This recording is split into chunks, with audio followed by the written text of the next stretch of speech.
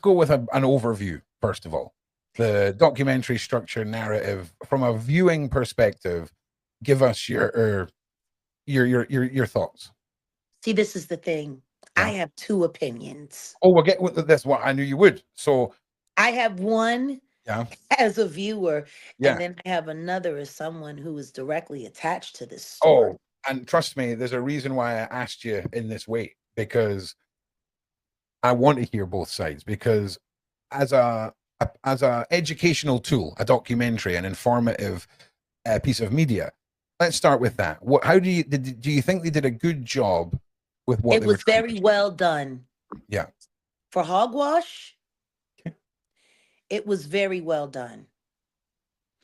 As a viewer with no knowledge, if I take away all of my knowledge, Yeah.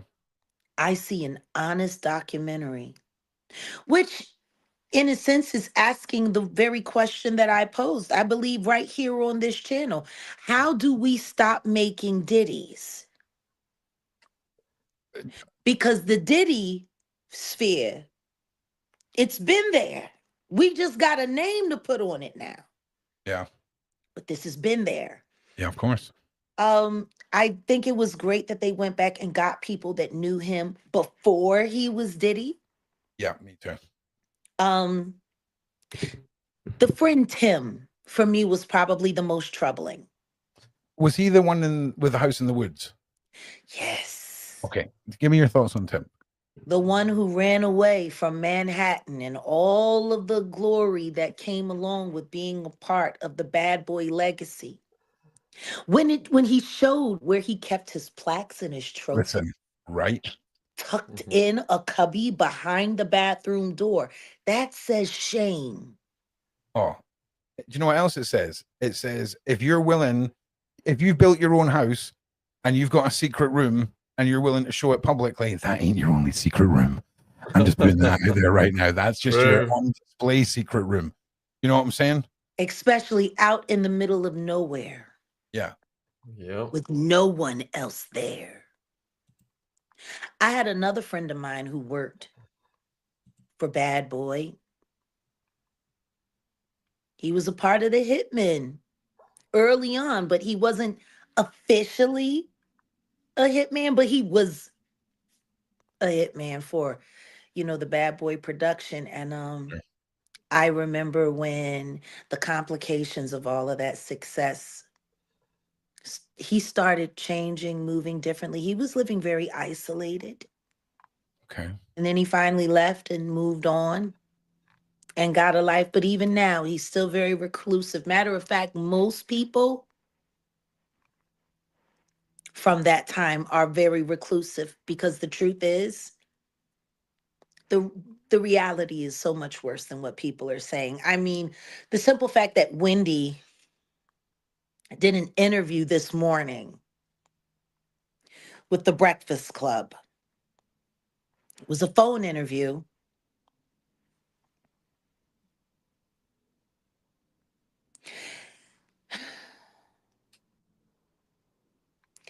Everyone who knows the truth has a complicated life. And like Wendy literally broke down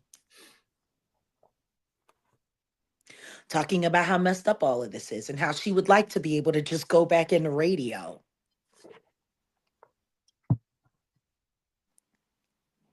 The simple fact that he's living there, the simple fact that his son recently passed away because Tim lost a son, a grown son, just like I lost a grown son. Yeah. And apparently, from what he stated, it was from the Fetty Wap.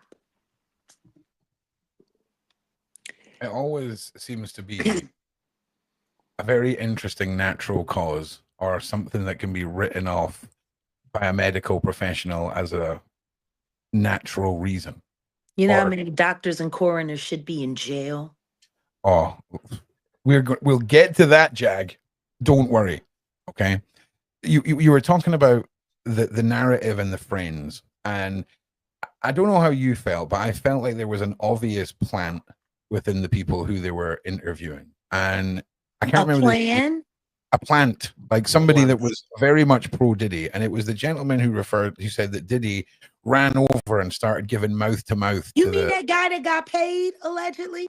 I'm just saying, it seemed like there was one guy singing a very different tune in that documentary. Yeah, and he looked scared with every word he spoke. Fascinating, right? You know who didn't look scared? I'll be Tim. sure.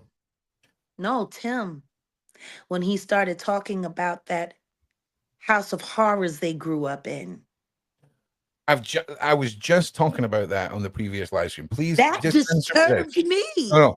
Answer me this. My previous live stream was: did Diddy's mother create Diddy? Right. Just from a boundaries of a young man, take us through when you heard about his upbringing in that house. Take us through how that made you feel. In the Bible that so many people that say they're worshipers of God read, it says, train up a child in the way he should go. And when he is older, he will not depart from it. That man sat there and said that him and his mother were invited to come and live in that house so Diddy could have a companion because there were no kids around. She didn't need the woman as a tenant for money because of all of the, the bad money that was left behind when Diddy's father passed. They were there so that Diddy could have a companion his own age. She had him dressed like a pimp at 4. Yeah. Right. That was crazy, the outfit he was wearing. He's been Diddying his whole life, showing off, flashing. What 4-year-old little kids look at my shoes? Like, your average 4-year-old kid can't wait to take them off so they can run around barefooted in their socks. They're not. That's how he was being groomed. I'm sorry, G-united at 4. Okay. So Tim also said that at any given moment, you could walk through the house and there would be nude adults doing God knows what, and there was all kind of substances. I think it's very clear that Janice is responsible. But I've always said, every bad guy in history had a mom. Yeah. Look at Jeffrey Dahmer's mom. Mm-hmm. Charles Manson had a mother. Mm-hmm. Hitler had a mom. Mm-hmm. A lot of monsters had moms. And guess what? When you go back and look, their moms had serious problems or were monsters too. Yeah. Jeffrey Dahmer's mom suffered from mental illness, and she was overly medicated on all kinds of crazy things that rewired his brain upon birth. Yeah. See, doctors are responsible for that. Yeah. As well. There is no doubt in my mind, and there shouldn't be any doubt in anyone's mind, that Janice Combs created this issue that's plaguing the world now. Like, he's literally Rosemary's baby. Do you think, Jack, it's out of the realm of possibility that at some time in his upbringing, he's witnessed his mother using the sex for blackmail purposes, and this is deep rooted inside him? Because let me tell you something. Yeah. His mother and his father were hustlers from Harlem. Yeah. Okay. They were in those streets. If Diddy's father impregnated this woman with his child, it was probably because she knew how to navigate in that world. Right. She knew where to go get all the money that was left behind. Typically when you have a hustler, unless his woman is in on what he's doing, when he passes away, they don't know where to go find the money. They don't know where to go do this because they were kept out of it. Like, you got two kinds of women that deal with hustlers. You got the kind that are partners and accomplices, and then you have the kind that are the front, the nice, sweet, loving, Wonderful woman who knows absolutely nothing. Facts. She doesn't know where the money is because he never told her those things. Like you hear these stories when you hear about these hitmen that come out from all of these years with families and wives and neighbors, and no one knew because Yeah. that's what that family was put in place for. Correct. But if Janice was able to go get the money, if Janice was able to keep the lifestyle up like nothing had happened after Diddy's father passed away, then I think it's fair to say that she was in on it. He was a hustler and he was a snitch who was snitching out his crew.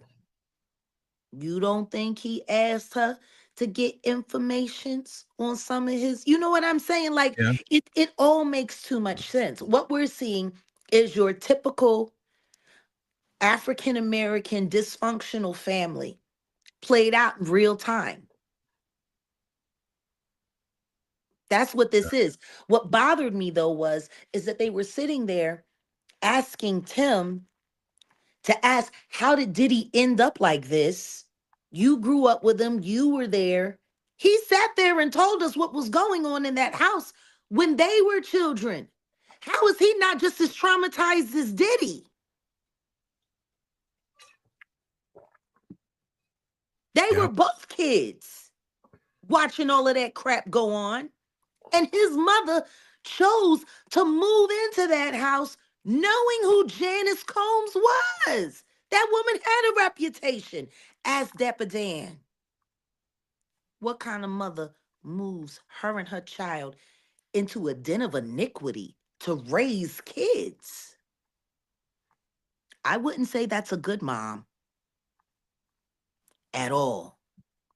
So, how is asking another person who was a child growing up in that situation?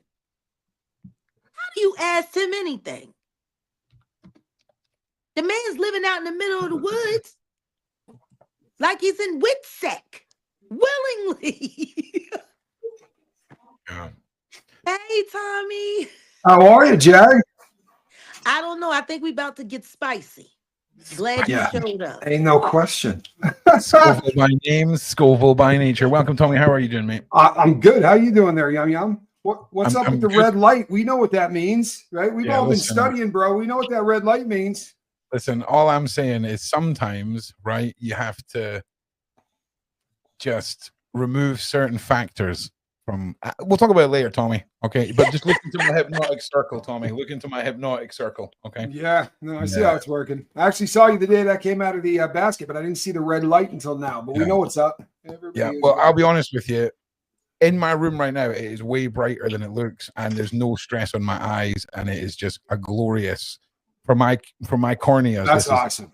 That's fabulous. awesome. Well, there's Couldn't be no happier. minors present, so it's safe. Yeah, we're good. Yeah, we're We're good. good. Yeah, we're good. You know, but can I do a little? I'm just gonna fan out a little bit, and I don't care. But Yeah. Jag, you had to love that documentary, man, for real. Because you talk about that whole documentary was that if you remove the part on the couch, there's no theory to anything that happened there. That had to be validating as hell, right? That had to feel good, man. Well, considering that it was put together by the enemy Right? and they couldn't get around that conversation without acknowledging it, that spoke volumes. The part about it that I liked is that the clip that they got from the blue couch, that we filmed that in November of 2022. Yeah. For that to be there and then to use that to introduce my friend I'll Be Sure into the documentary, that was powerful. I was glad that at least if they were going to use me, they were going to use me to address something very real that has been being talked about publicly for years, and people have been just ignoring it. I don't know how many times I've sat on panels and cried about what my friend went through. Yeah. And about how many times we prayed him back to life. I don't know how many times I've said that, in my opinion, I believe Kim Porter's demise was foul play and that her baby daddy was behind it. I've been called a liar. I've been called a this. I've been called a that. It's been a this. It's been a that. And now finally, my friend gets to say it for himself. Yeah. And he Yeah. looked great in that documentary. And I don't just mean Yeah. like health wise, but I mean like I watched that with my brother Johnny when it was over. He's like, man, you gotta love him. You know what I mean? Like, and he comes across as just a solid human being. You could see how much he he loved Kim and how these are gangsters, man. Like How I think much this, he loves her still, yeah, still fighting too. Of course. like a husband does for his wife. People keep forgetting that part. Albert and Kimberly were married. They were married. And it's his baby's mama too.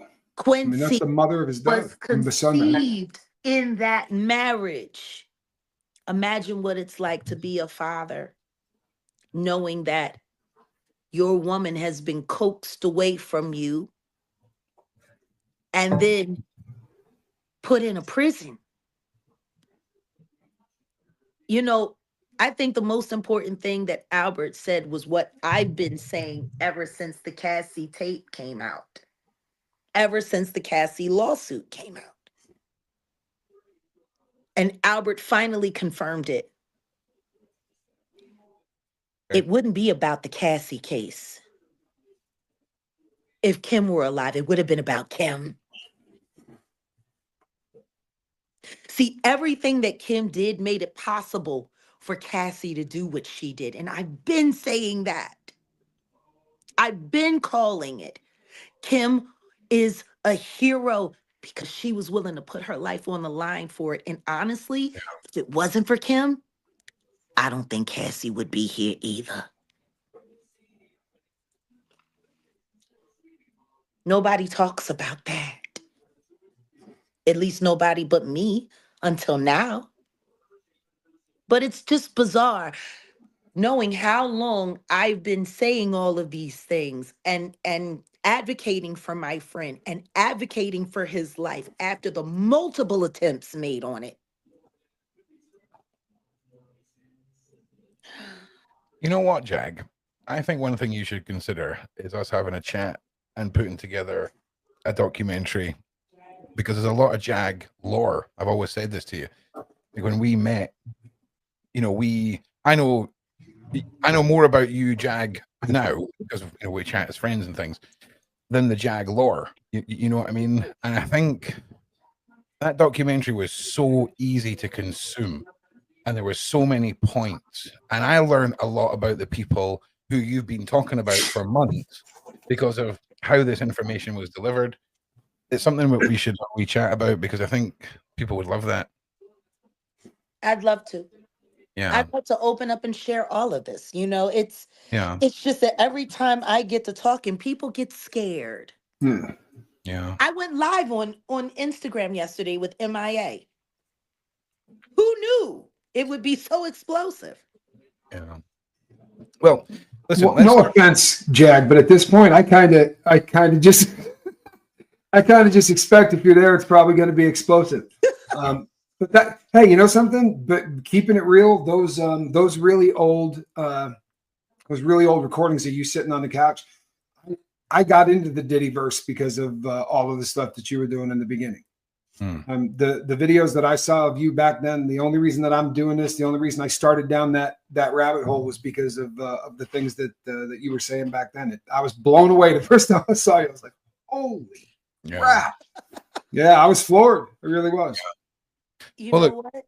Funny go, Jag. So was I. I can't imagine it.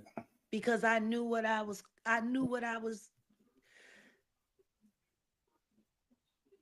think people have a hard time understanding that I was aware of what was going to happen to me. And I still did it anyway. And I'm proud of myself. But not for me. Because when Albert finally tells everyone everything. Yeah, you got that impression. You really did. Yeah, you could hear him pump the brakes on multiple occasions, saying there was a lawsuit pending, and that this was evidence that he could. And you could see he wanted to tell it as much as you want him to tell it. It was got to be hell. It'll come that day. We're getting there. Yeah. But that's why me being on the front line of exposing all of the fake so-called victims and witnesses is important. I agree. Because I don't think people understand these people. I'll obliterate them from the face of the earth before I let them screw over my friend's chance for justice. Yeah, I agree. And not just for him, but for us all. Yeah. What I'll be sure is about to do has the ability to change the entire landscape of how American music history in the past 35 to 40 years is going to be seen. And I'm out here clearing that path. I don't have a problem with doing block and tackle as long as we make it to the end zone. Yeah. Well, since we brought up your friend, right? I need to ask you, when it comes to I'll Be Sure, his marriage, his son, the fact that Diddy almost took it from him like a trophy. Oh no, even almost. Yeah. Yeah. Even though it wasn't real, even though the adoption stories were fake, even though the stories about him being a deadbeat dad were fake, even though the stories about him being a bum and a has-been, all of that stuff was fake. It was all invented by Diddy. Imagine what it's like to watch the whole world buy in to a monster story when you've been nothing but a stand-up human being the entire time. And then be seen together, smiling about it. Well, that's the thing. That wasn't for Diddy. That was I know. For Kim. I know. Much that man loved that woman. There's nothing that he wouldn't have done for her. That was the thing that blew my mind, Jag. I was about to say, for anybody that didn't see this this documentary, he talks about being in the studio with his with Kim as a new wife, and also had Quincy, had his baby there. And Diddy came into the studio and said, "Boy," and keep in mind, right? Misha Hilton's there.